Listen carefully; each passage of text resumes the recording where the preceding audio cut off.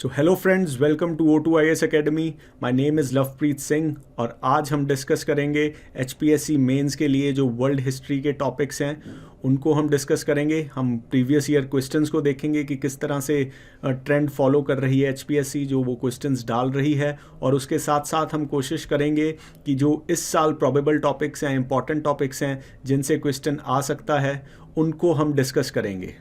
So let's start. सो पहले हम देख लेते हैं कि सिलेबस क्या है जो HPSC ने मेंशन किया हुआ है। बेसिकली काफ़ी डिफाइंड सिलेबस है वर्ल्ड हिस्ट्री का जो HPSC ने मेंशन किया हुआ है, और जो प्रीवियस ईयर में क्वेश्चंस भी आ रहे हैं वो सीधे इस जो टॉपिक्स मेंशन किए गए हैं, कीवर्ड्स मेंशन्ड हैं वर्ल्ड हिस्ट्री के सिलेबस में, वो उसी के अराउंड पूछ रहे हैं। हर साल एक क्वेश्चन पूछा गया है। अगर हम पिछले 5 साल का पेपर उठा के देखें तो एक क्वेश्चन आता है वर्ल्ड हिस्ट्री से और वो 8 मार्क्स में आ रहा है, तो हमें अराउंड 120 वर्ड्स लिखने होते हैं। उसी रिगार्ड में आज हम कोशिश करेंगे कि किस तरह से आपको आंसर लिखना है, स्ट्रक्चर कैसे बनाया जाए, इंट्रोडक्शन, बॉडी और कंक्लूजन, और अगर कुछ वैल्यू ऐड करना है उसमें तो उसको हम किस तरह से अपने आंसर में लिख सकते हैं, इनकॉर्पोरेट कर सकते हैं, ताकि हम हर क्वेश्चन में हम 1 से आधे मार्क्स का एज ले सकें अपने कंपिटिटर्स के मुकाबले। Because end of the day यही एक और आधा मार्क्स मिलके डिफरेंस बनाएगा, जो डिसाइड करेगा कि आप सेलेक्ट हो रहे हैं या नहीं हो रहे, या आप कितना अच्छा रैंक लेके आ रहे हैं और बढ़िया रैंक के साथ आप सेलेक्ट हो रहे हैं।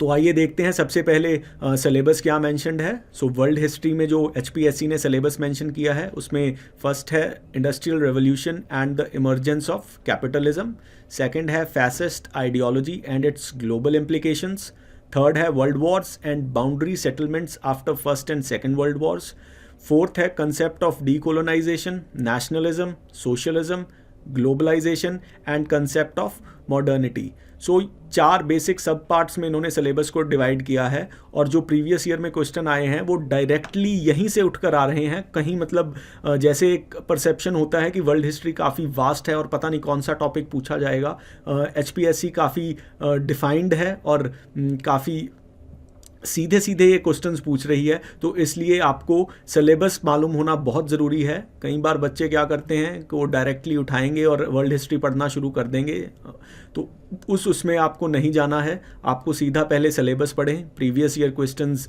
जो पूछ रखे हैं आप उसको देखें किस तरह से पूछ रखे हैं, और ये सारी हेल्प है हम इस सीरीज़ के थ्रू आपका काम आसान कर रहे हैं, ताकि आप एक मोर फोकस्ड और स्मार्ट स्टडी के थ्रू मिनिमम एफर्ट के साथ मैक्सिमम आउटपुट ला सकें।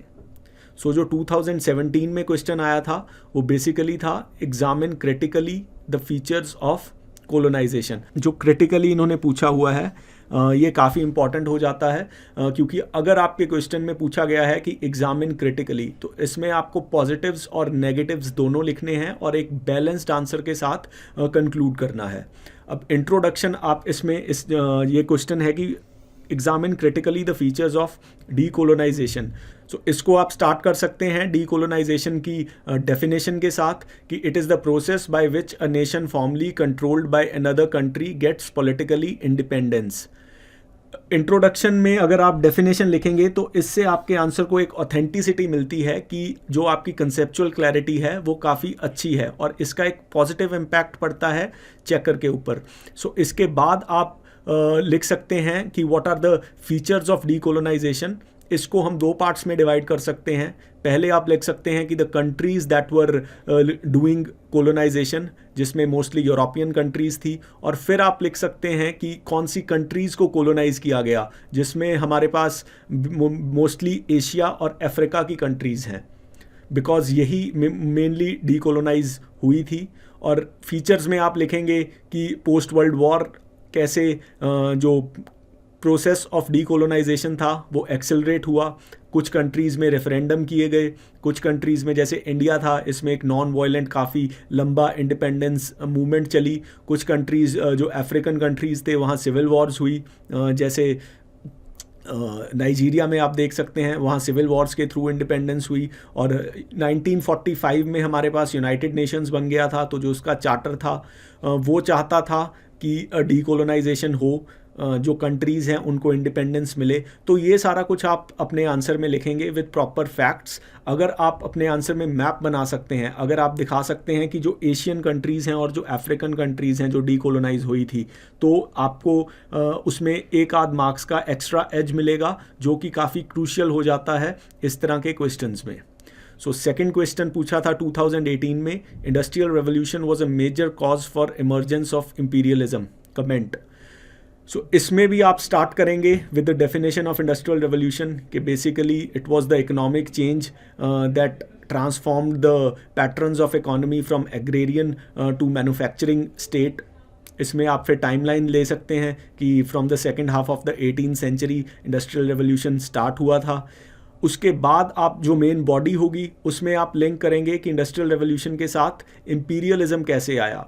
उसमें आप लिख सकते हैं क्योंकि प्रोडक्शन ज़्यादा हो रही थी, तो जो यूरोपियन कंट्रीज़ थे जिनमें फ्रांस था, इंग्लैंड था, तो इनको बेसिकली रॉ मटेरियल की डिमांड होती थी, रॉ मटेरियल चाहिए होता था प्रोडक्शन और मैन्युफैक्चरिंग करने के लिए। सो इसलिए कॉलोनीज़ बनाने की एक रेस चली। उसके बाद जो दूसरा ट्रेंड हमने देखने के मिला कि इनको मार्केट चाहिए थी, तो इनके कॉलोनीज़ में एक अच्छी मार्केट होती थी। जैसे इंडिया में डी इंडस्ट्रियलाइजेशन हुई क्योंकि जो ब्रिटिश के प्रोडक्ट्स थे, मैन्युफैक्चर्ड प्रोडक्ट्स थे, वो इंडिया में बेचे जाने लगे। उसके अलावा टेक्नोलॉजिकली काफ़ी एडवांसमेंट हुई, जिससे कम्युनिकेशन नेटवर्क बढ़े, जिससे मिलिट्री टेक्नोलॉजी बढ़ी, जिससे इंपीरियलिज्म या जो प्रोसेस ऑफ इंपीरियलिज्म था वो मोर इफेक्टिवली किया गया। तो इसको आप एंड में कंक्लूड कर सकते हैं कि इंडस्ट्रियल रेवोल्यूशन ने इम्पीटस दिया इंपीरियलिज्म को, क्योंकि बोथ डिमांड और सप्लाई के फॉर्म में। तो इसको आप कंक्लूड कर सकते हैं कि इंडस्ट्रियल रेवोल्यूशन ने बोथ डिमांड और सप्लाई की फॉर्म में इंपीरियलिज्म को इम्पीटस दिया और इसने जो ग्लोबलाइज्ड वर्ल्ड था ट्रांसफॉर्म कर दिया कंप्लीटली। सो जो 2019 में क्वेश्चन था उसमें फिर यही क्वेश्चन था, define the term industrial revolution, discuss critically social economic impacts of industrial revolution in Europe. अब इसमें फिर इन्होंने डिस्कस क्रिटिकली पूछा गया है, तो आप जो सोशल इकोनॉमिक इम्पैक्ट्स थे वो दोनों पॉजिटिव भी लिखेंगे और नेगेटिव भी लिखेंगे। जो इंट्रोडक्शन है, इंट्रोडक्शन में हम फिर वैसे ही स्टार्ट कर सकते हैं कि व्हाट वाज इंडस्ट्रियल रेवोल्यूशन। तो आप इसमें जब बॉडी लिखेंगे तो प्रॉपर सब पार्ट्स बनाइए। आप इसमें जैसे पहले लिख सकते हैं कि सोशल इम्पैक्ट्स, उसमें आप लिख सकते हैं कि पॉजिटिव कौन से थे, नेगेटिव कौन से थे, फिर इकोनॉमिक इम्पैक्ट्स, पॉजिटिव कौन से थे, नेगेटिव कौन से थे। ऐसा करके आप जो चेकर है उसकी लाइफ आसान कर रहे हैं, उसकी ड्यूटी आसान कर रहे हैं। आप सीधा सीधा दिखा रहे हैं कि मुझे पता है और मैंने प्रॉपरली डीमार्केट कर दिया है जो स्ट्रक्चर है उसका आंसर का। और डेफिनेटली उसको जितना आप उसके लिए आसान करेंगे क्वेश्चन चेक करना, आंसर चेक करना, उतने वो आपको खुश होकर ज़्यादा मार्क्स देगा। तो इसमें अगर आप सब पार्ट्स में डिवाइड करेंगे तो your answer will look more elegant, more representable, and definitely it will fetch you an edge over the other students. तो 2020 में जो क्वेश्चन आया था, it was write a critical note on rise and growth of capitalism in Europe. तो इसमें फिर आप start करेंगे कि डेफिनेशन के साथ कि what was capitalism, कि basically it was economic system in which means of production, trade and industry are owned and controlled by the private bodies और द प्राइवेट मेंबर्स। आप ऐसे इसको स्टार्ट कर सकते हैं। फिर आप इसके राइज पे पहले आप लिख सकते हैं, इसको भी आप सब पार्ट्स में डिवाइड कर सकते हैं। स्टार्टिंग में आप इंट्रोड्यूस कर सकते हैं इसको डेफिनेशन के साथ। डेफिनेशन के बाद आप लिख सकते हैं पहला सब पॉइंट राइज, सब हेडिंग, और उसके बाद यहाँ 3 पॉइंट लिखिए। उसके बाद लिखिए ग्रोथ, उसके बाद फिर 3 पॉइंट लिखिए। और क्योंकि इसमें भी इन्होंने क्रिटिकल एनालिसिस पूछा है तो एक थर्ड सब हेडिंग बनाइए, वहां लिखिए क्रिटिकल एनालिसिस। तो उसमें आप लिख सकते हैं जो नेगेटिव्स हुए ग्रोथ ऑफ कैपिटलिज्म के साथ साथ, इसमें आप लिख सकते हैं जैसे कोल्ड वॉर, उसके बाद लेबर एक्सप्लॉयटेशन, इनइक्वालिटी, ये सारा कुछ। अब आपने इसको 3 पार्ट्स में डिफाइन कर दिया है, 3 पार्ट्स में डिवाइड कर दिया है। इंट्रोडक्शन दे दी है, कंक्लूजन आप अच्छे से कर ही देंगे, तो डेफिनेटली ये क्वेश्चन आपको काफ़ी अच्छे मार्क्स देगा अगर आप इस स्टाइल में अपने आंसर को अटेम्प्ट करेंगे। उसके बाद जो 2021 में क्वेश्चन पूछा गया था वो पूछा था examine critically the boundary settlement after world war 1। इसको भी आप क्रिटिकली पूछा गया है, तो आप स्टार्ट कर सकते हैं वर्ल्ड वॉर 1 के साथ कि वर्ल्ड वॉर 1 1914 से 1919 तक चला।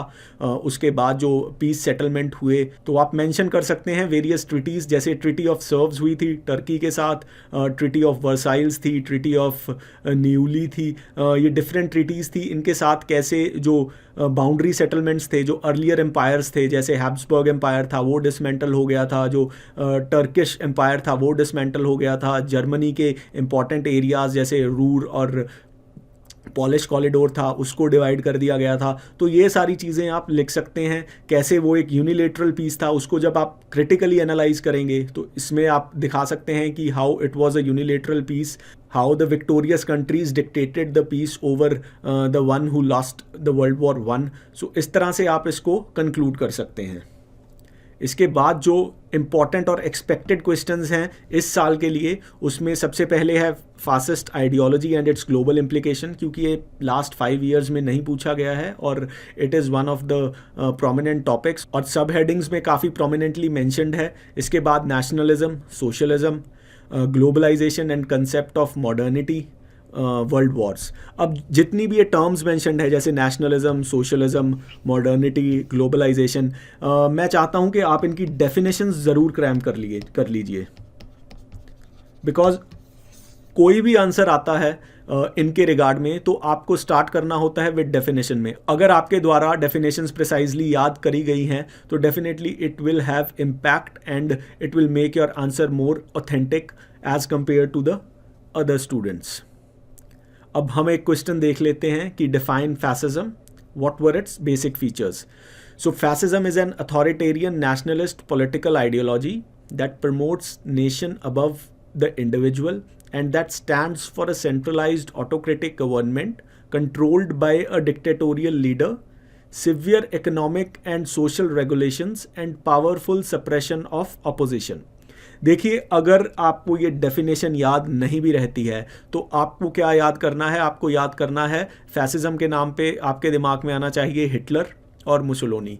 तो जो उनकी गवर्नमेंट के अंडर जो इटली और जर्मनी में हुआ था तो वो सारी चीज़ें आप लिख सकते हैं। वो बेसिकली फैसिज्म के ही एट्रीब्यूट्स हैं, जैसे authoritarianism, centralised dictatorial leadership, regulation of economy and social regulations, suppression of opposition. तो ये आपको काफ़ी आसान कर देगा आपके लिए इसको डिफाइन करना। अब इसके बेसिक फीचर्स देख लेते हैं। बेसिक फीचर्स में नेशनलिज्म आ जाएगा बेस्ड ऑन कल्चरल और रेशियल एट्रीब्यूट्स। अब जैसे रेशियल एट्रीब्यूट्स है, आप कोई भी पॉइंट लिखते हैं तो उसको आप सब्सटैंशिएट कर सकते हैं एक एग्जांपल के साथ। इसमें आप लिख सकते हैं कि आर्यन सुपरमेसी जो हिटलर ने उसमें चलाई थी जर्मनी में। सेकंड है टोटलिटेरियनिज्म, इसमें आप लिख सकते हैं state regulation of nearly every aspect of public and private sector. फिर पेट्रियाटिज्म आ गया, positive and supportive attitudes to a fatherland basically German के साथ ये कंसेप्ट जुड़ा हुआ है। एग्जाम्पल आप दे सकते हैं कि जर्मनी या मुसोलिनी की इटली में जो उसने वो किया। हर पॉइंट के साथ अगर आप पाँच पॉइंट्स लिख रहे हैं तो 5 पॉइंट के साथ मैं चाहूँगा कि एटलीस्ट 3 में आप इसको सब्सटैंशिएट कीजिए with an example, because definitely that will help you to gain half or 1 mark every question। Fourth point आ गया populism, direct appeals to masses usually by charismatic leaders. इसमें आप लिख सकते हैं कि हिटलर या मुसोलिनी, क्योंकि उन्होंने मासेस को अपील की कि इंडिविजुअल के इंटरेस्ट को आपको सबड्यू करना है और नेशन का इंटरेस्ट इंडिविजुअल के आगे है। फाइन। फिर उसके अलावा autocracy, political power in hands of some self appointed leader, sorry ये 2 बार लिखा गया था, in hand of some self appointed leader. इसमें अगेन कुछ पॉइंट्स में आप यूज़ कर सकते हैं मुसोलिनी का एग्जाम्पल, कुछ पॉइंट्स में आप यूज़ कर सकते हैं हिटलर का एग्जाम्पल। अब बेसिकली हमने आपको 4 क्वेश्चंस दिए हैं प्रैक्टिस के लिए जो कि इस साल के HPSC मेंस में वर्ल्ड हिस्ट्री के लिए काफ़ी इम्पॉर्टेंट हैं। Let me once read them out for you. पहला क्वेश्चन है, how did the second world war accelerated the process of decolonisation. ठीक है। सेकंड है, define socialism, what led to the rise of socialism. अब क्योंकि अभी तक इन्होंने सोशलिज्म नहीं पूछा है तो इसलिए काफ़ी इंपॉर्टेंट हो जाता है। Same stands true for globalisation, what do you mean by globalisation, how can it be linked to concept of modernity. और जो फोर्थ क्वेश्चन है वो है, the peace of Versailles sowed the seeds of second world war. Comment. अब comment में आप अपने विचार लिखेंगे जिनको आप फैक्ट्स के साथ वेरीफाई करेंगे या उनको सब्सटैंशिएट करेंगे फैक्ट्स के साथ। और ये सारे आपके 8 मार्कर हैं, बिकॉज जो वर्ल्ड हिस्ट्री में क्वेश्चन पूछा जा रहा है वो है 8 मार्क्स। आप इन क्वेश्चंस के आंसर लिखिए, हमें व्हाट्सएप कीजिए और हम आपके लिए ये क्वेश्चंस इवेलुएट करेंगे और आपको बताएंगे कि आप कहाँ अच्छा कर रहे हैं और कहाँ आपको और बेहतर करने की ज़रूरत है। So thank you. आप अपनी तैयारी अच्छे तरह से करते रहिए। मेरी तरफ से दैट्स ऑल फॉर टुडे।